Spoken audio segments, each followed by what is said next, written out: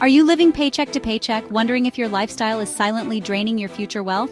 Let's break it down and uncover if your spending habits are truly sustainable or setting you up for financial stress. Step 1. Calculate your income. Monthly income. Include your salary, freelance earnings, side hustles, and passive income. After-tax income. Focus on your net income, what you take home after taxes and deductions. For example, if your gross monthly income is $4,000 and taxes and deductions are $1,000, your net income is $3,000. Step 2. Track your expenses. Break your expenses into categories. Fixed costs, rent or mortgage, insurance, subscriptions. Variable costs, groceries, utilities, transportation.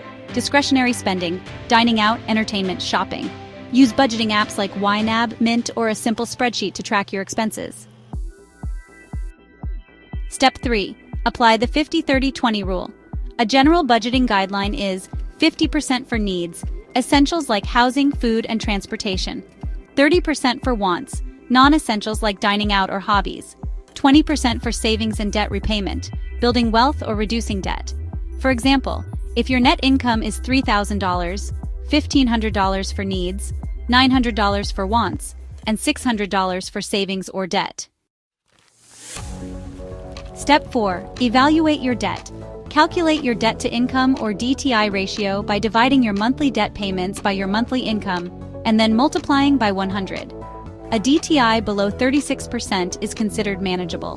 For example, if you pay $800 in debt monthly and earn $3,000, your DTI is 26.7%. Step 5. Assess savings rate. Aim to save 15 to 20% of your income.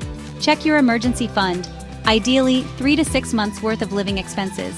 For example, if your living expenses are $2,000 per month, your emergency fund should be $6,000 to $12,000. Step 6. Compare lifestyle versus income. Ask yourself, are you spending more than you earn? Track credit card use or dipping into savings. Are you saving enough for long-term goals like retirement or a home purchase? Do you feel financially stressed? Maybe you have late payments or no buffer for emergencies.